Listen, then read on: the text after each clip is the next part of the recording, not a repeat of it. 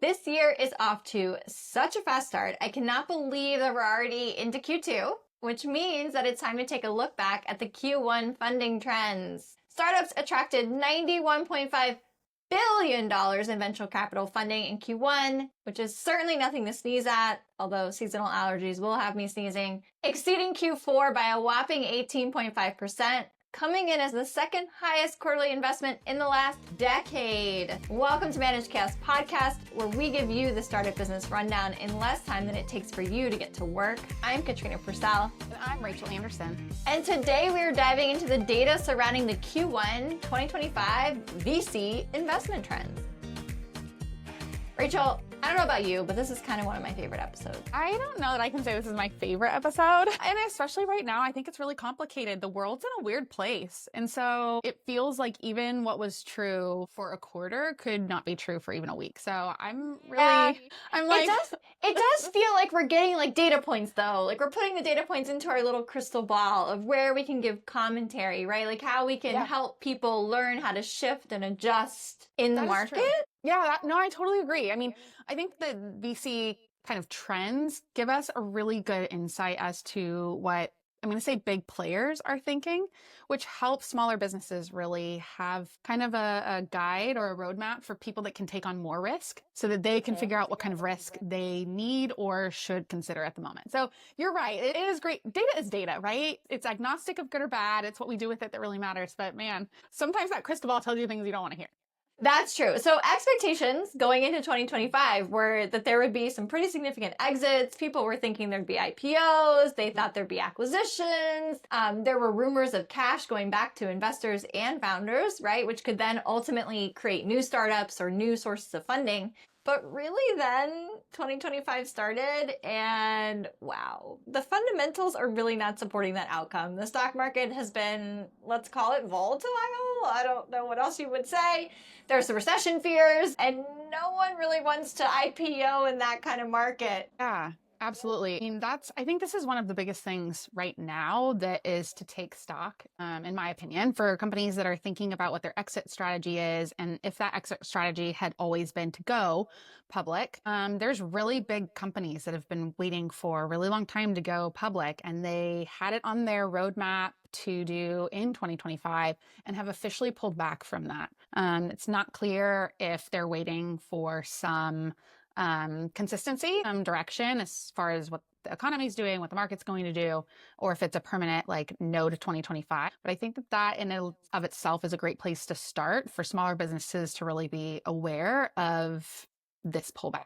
Yeah, I think it's having gone through the IPO process, you certainly don't want to do all that work and have it be a flop. And with the unpredictability of the markets these days, I think there's no guarantee ever. But I think right now it's even worse, right? That things could pop one day and then just be a complete disaster the next day.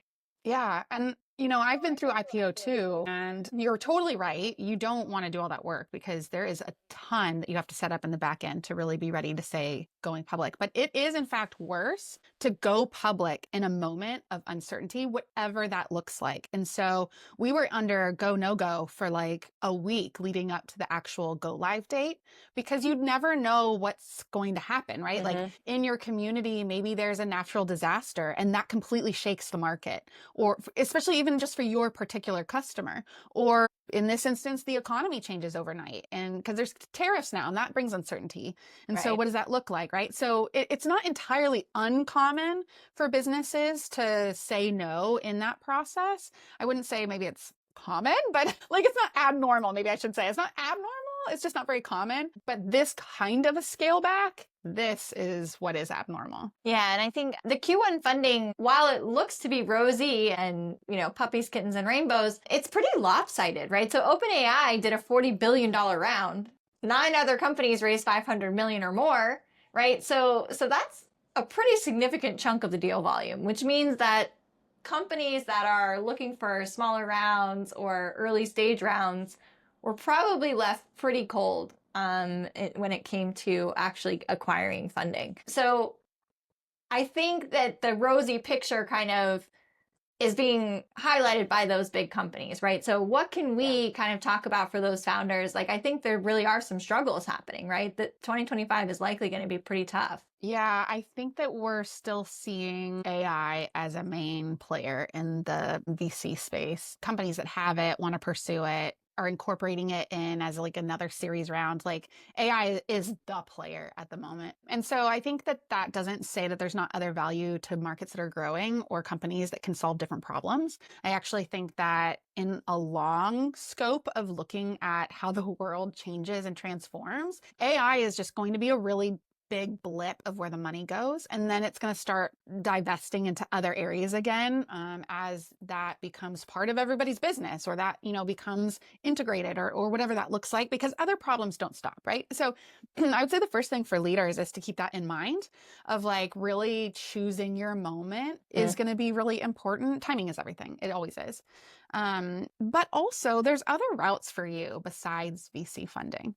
And if you are already in the VC funding world, like you've already had a series round or a seed round or whatever that looks like, then that might feel and look a little bit different for your company to consider where else to go or what else to do. But I would definitely say for smaller businesses that are maybe doing this like go around for the first time, maybe pull back and say, is there another way? It is still possible to bootstrap your company and just go slow. And I would say that that's probably one of the best pieces of advice to consider in this moment.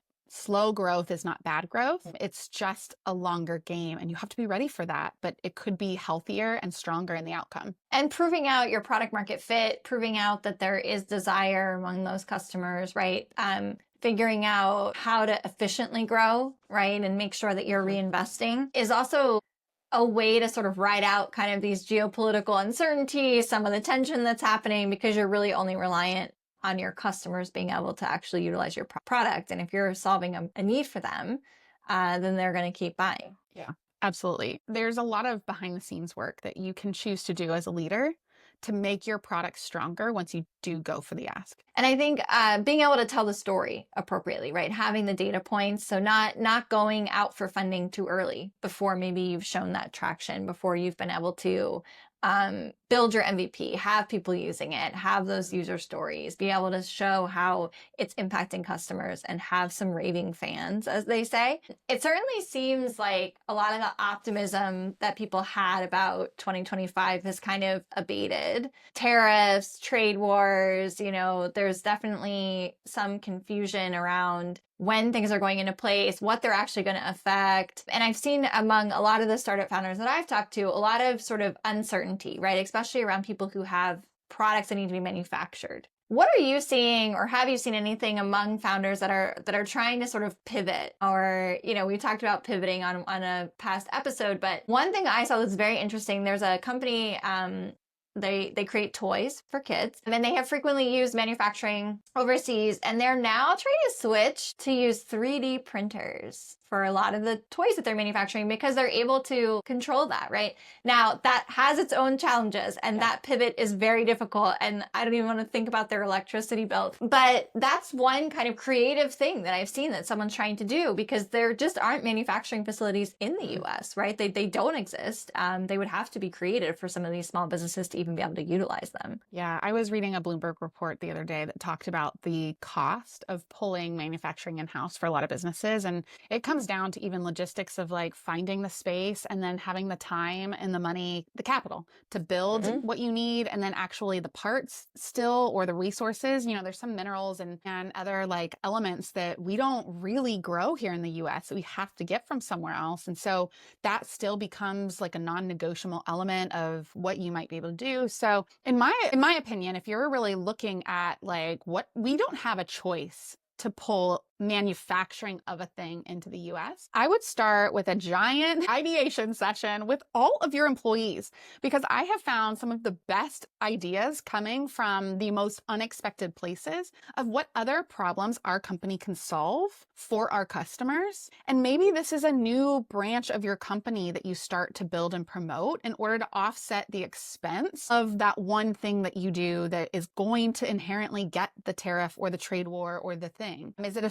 service? Is it a product? Is it a feature that you should add into your suite that allows you to be more flexible? You know, I have one friend of mine who literally works in logistics for shipping for these huge companies like John Deere and Carhartt and like all these things. And she has been telling me what a nightmare it's been with all the changes every day. But like hypothetically, if that was your industry even, like maybe there's a way to track all of that risk. Is there an app you can provide to your customers that allow them to see more clearly the streamlining of the changes or the things, right? So kind of thinking outside of the box of like, okay, well, our plan, our roadmap was going to be this thing. Pulling something in-house or pivoting may or may not be feasible for us right now. So how can we pivot our really like product or feature or service plan to accommodate for something so unexpected, even if it's just temporary? You know what? This just makes me think of something else too.